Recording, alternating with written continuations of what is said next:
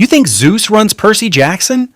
He's not even in the top 3. By level 7, we're talking about the one force that even chaos can't overrule. And it's not who you think. Level 1, minor gods and nature spirits. Here's something the books establish early and never let you forget. The Greek world isn't just touched by the divine, it is completely flooded by it.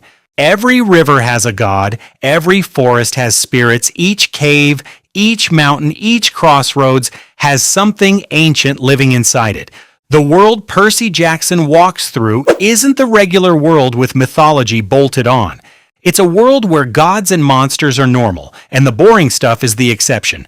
But most of these beings, Percy could take them. The nature spirits, naiads, nereids, dryads, urae, have power within their domains, and almost none outside of them.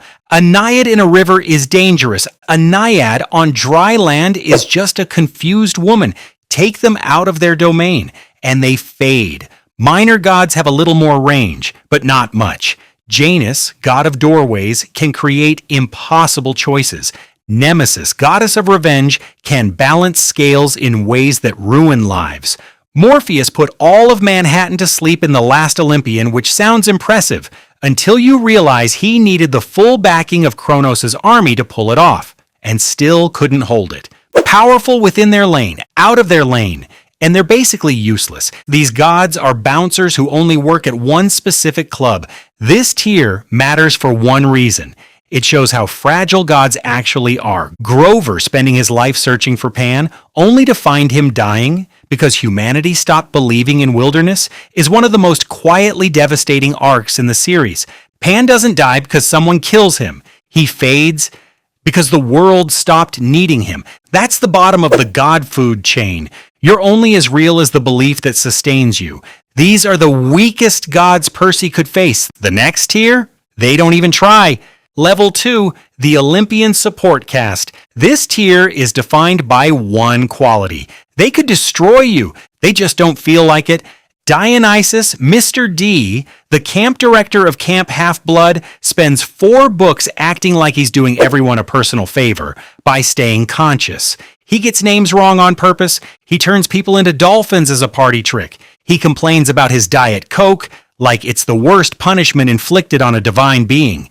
And then, in The Last Olympian, he shows up to a battle he wasn't supposed to attend and single-handedly dissolves an entire army of monsters. Vines erupt, bodies wither. The battle is over in minutes. Then he goes back to his Diet Coke. Never weak, never not paying attention. Simply didn't consider most situations worth his energy. That gap between what he could do and what he chooses to do is more frightening than most villains in the series. Not power, restraint, which makes him more dangerous than gods we haven't reached yet. The most powerful move Dionysus makes in 4 books is acting like he doesn't care. It works every time. Hephaestus belongs here too, the god nobody invites to parties, but look at what he actually builds. Talos, the giant bronze automaton that nearly kills Percy and Annabeth in the Sea of Monsters. That's a pet project. The god who gets invited to 0 parties builds the thing that almost kills the main character. Make it make sense! His children, Beckendorf and Leo Valdez, are consistently the most useful demigods in any fight because they can build their way out of problems nobody else can solve. Hephaestus shapes the physical world. That's the power that actually changes civilizations. Hermes might be the hardest god to watch in this whole series. Fast enough to travel between worlds before anyone notices. Clever enough to have invented language before most gods learned to walk. And completely unable to stop his own son from choosing the wrong side. His conversation with Percy in the Titans Curse is some of the best writing in the franchise. He talks about Luke without ever saying his name. Every single line sounds like a father who saw it coming and couldn't do a thing to stop it. Hermes isn't just powerful, he's aware. And sometimes awareness without the ability to act is its own kind of curse. And a god like that, and choosing not to act, can be just as dangerous as one who does. These gods are dangerous when they bother. The next level is full of gods people have actively got wrong. And that's exactly what makes them dangerous. Level 3, the underestimated Olympians, Ask most Percy Jackson fans to rank the Olympians, and they sort by plot relevance. Zeus shows up a lot, must be powerful. Aphrodite is comic relief, must be weak. Every single one of those instincts is wrong. Demeter controls agriculture, all of it. Every harvest, every crop cycle, every grain of wheat that has ever fed a human civilization. In the original myths, she didn't just cause winter, she threatened permanent winter. She threatened to stop all food from growing forever, and she would have done it. Think about what that actually means. Every civilization built on farming. Take away farming and you don't weaken humanity. You wipe it out completely. Demeter holds that switch. In Percy Jackson, she mostly jokes about cereal. The goddess who could starve the entire planet spends her time sending cereal to Olympus meetings. Nobody finds this alarming? They should. But the power underneath those jokes could end the world. She is the most dangerous god at this tier, precisely because nobody takes her seriously enough to guard against her. Artemis gets one of the series' finest moments in the Titans' curse, when she takes the weight of the sky onto her own shoulders to save a mortal. The sky, the weight Atlas carries as eternal punishment, is something Artemis chooses to hold for someone she barely knows, while being hunted by a Titan. That tells you more about her than any battle ever could. Apollo is the most re-evaluated god in the fandom, thanks to Trials of Apollo, where he falls to Earth as a mortal teenager and spends 5 books earning his way back. 5 books of Apollo, being insufferable as a mortal, is somehow both the funniest and most useful thing Riordan ever wrote. What that series makes clear is how much the whole world depends on him. Prophecy, the sun, healing, plague, music, truth. Take Apollo away and the gods don't just get weaker, they lose their ability to communicate, to heal, or to see what's coming. He's not a weapon. He's the thing that holds everything else together. You only notice it when it's gone. Aphrodite gets dismissed constantly. She is also consistently the most dangerous god nobody accounts for. She doesn't fight wars. She starts them. Every major conflict in Greek mythology has her fingerprints somewhere. The Trojan War started because of a beauty contest she manipulated. In Percy Jackson, her conversation with Percy and the Titans' curse quietly shapes his decisions for the next 3 books. She operates on a timescale nobody else is tracking. Not weakness, a different category of power entirely, and a much more dangerous one. None of them, though, come close to what happens when the big 3 get involved. Level 4, the big 3.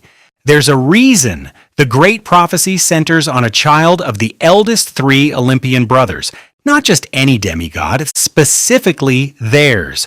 Because a child of Zeus, Poseidon, or Hades doesn't just have power, they have the potential to tip the balance of the world. Zeus rules the sky and the chain of command that keeps Olympus from falling apart. When his trust breaks down, when someone steals his master bolt and he starts pointing fingers at his brothers, everything shakes.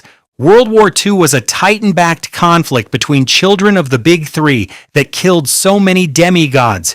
Zeus made all 3 swear on the sticks to never have children again. A family argument between them looks like a world war. That's the scale. Percy Jackson is essentially a story about a kid caught in the middle of the world's worst family group chat. Poseidon controls every ocean, every storm at sea, every earthquake on Earth. Percy inherits a fraction of this and can control hurricanes, survive pressures that should flatten him, breathe underwater indefinitely. Poseidon, at full strength, deliberately holds himself back in The Last Olympian, because his full engagement would cause as much destruction as the enemy. The most frightening thing about Poseidon isn't his power, it's his restraint, and the implication of what removing that restraint would look like. Hades is the most misread of the 3. He doesn't rule death, he rules the dead. Every soul since the beginning of human civilization is in his kingdom. His army in The Last Olympian, the already dead, who have nothing left to lose, turns the battle the moment he deploys them. He spent millennia excluded from Olympus, disrespected by his brothers, blamed for things he didn't do. That resentment is centuries deep. The most dangerous thing about Hades isn't his power over death, It's that he has very good reasons to be angry and the resources to act on it. Camp Half-Blood sent roughly 40 campers into the Battle of Manhattan and took 16 casualties. That's a 40% loss rate against an army of hundreds, and they held their own. After the battle, Zeus offered Percy the greatest gift an Olympian can give: immortality. Percy turned it down.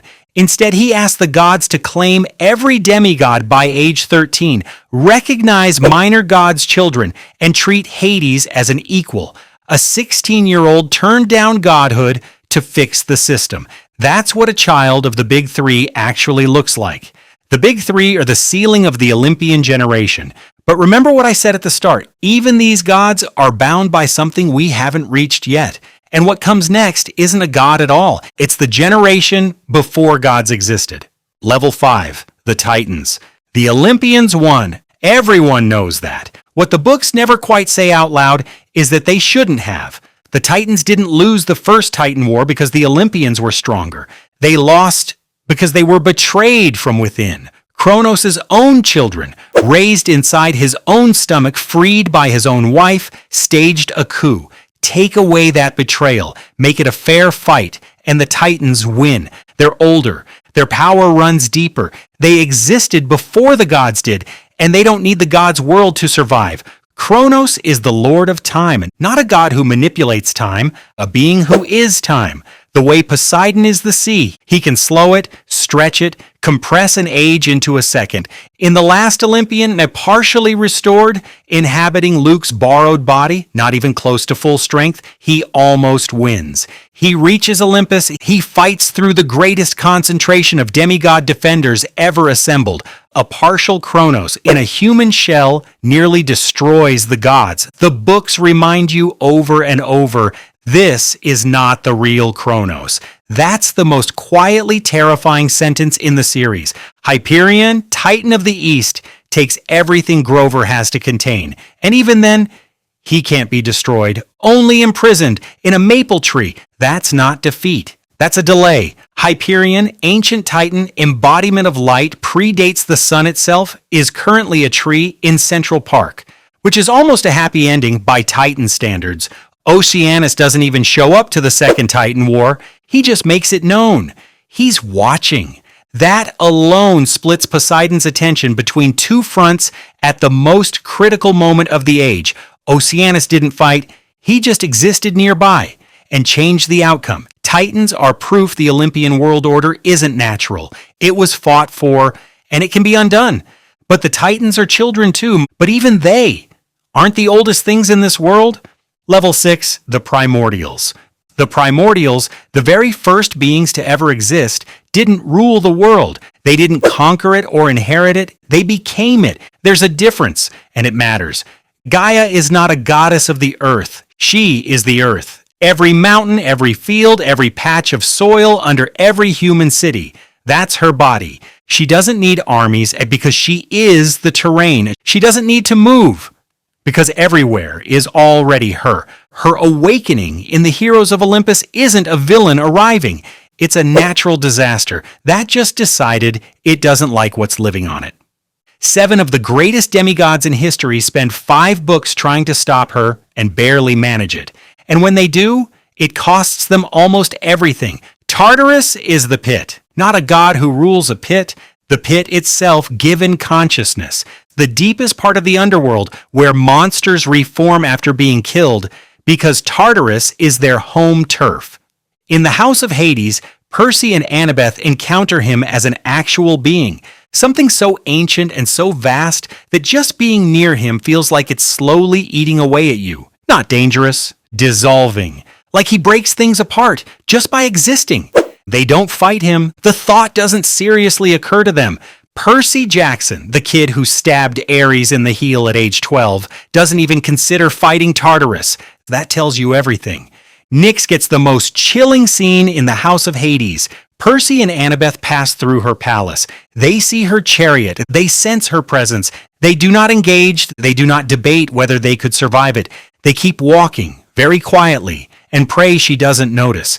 These are two demigods who have faced titans, monsters, and gods, and their instinct in the presence of Nyx is to make themselves invisible and keep moving. When fighters like that go quiet, you stop asking questions. The primordials are the ceiling of what the world can contain, and yet every single one of them, Gaea, Tartarus, Nyx, all of it, is still subject to something we haven't reached.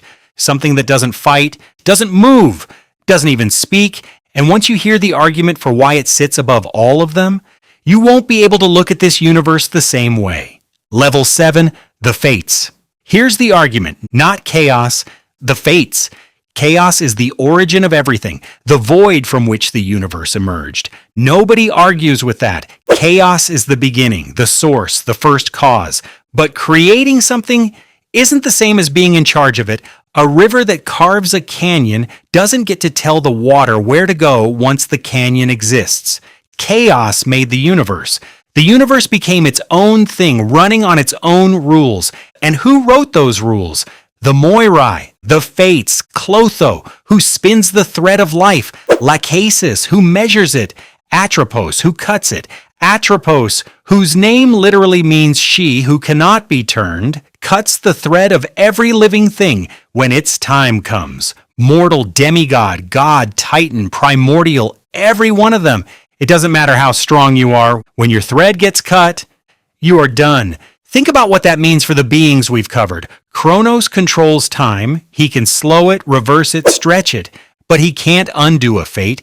Gaia is the earth. Everything stands on her. But she is still subject to a fate.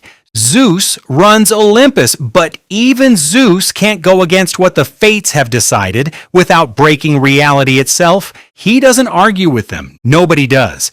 Not a single being across 10 books of Percy Jackson, not a god, not a titan, not a primordial, ever challenges the fates. That silence is the loudest thing in the series. The moment that really shows this is in The Lightning Thief. 3 old women on the road cutting wool. It's brief. Nobody explains who they are, but every character in the car goes quiet. Not because they've been told to be afraid, because something deep inside every living thing recognizes the fates and goes still. That reaction from people who don't even know what they're looking at tells you more than any battle could. The fates don't have more raw power than Chaos or Tartarus. That's not their claim to this tier. Their claim is authority. Authority that nothing challenges and nothing overrules. Over the one fact, nothing escapes. Everything ends. Chaos created the game. Tartarus is where you go when you lose. The Fates wrote the rule book, and every player, gods, titans, primordials, all of them, lives and dies inside the boundaries they set. The obvious counter is, if Chaos created everything, didn't Chaos create the Fates too? Yes. And a parent who builds a school doesn't get to break the rules once they're written. Chaos built the world. The Fates wrote the only rule that actually matters. Those are not the same thing. One is origin, the other is authority. And in a universe that has been running for eternity, authority is king. Here's the proof. The great prophecy that drove the entire first series, 6 lines built around a hero reaching 16 against all odds, a cursed blade, a single choice to preserve or raise Olympus. Everyone spent 5 books assuming it was about Percy. It wasn't. It was about Luke. The knife he'd given Annabeth years before the war was the cursed blade. He used it on himself to destroy Kronos. The prophecy was about the boy who turned villain. The Fates had that written before any of it started, before Luke was born, before he was ever betrayed, before he ever chose a side. They already knew. Percy Jackson spends 10 years of story fighting monsters, gods, titans, giants, and the earth itself. He changes prophecies. He defies expectations. He reshapes the divine order. And through all of it, 3 old women are already holding his thread.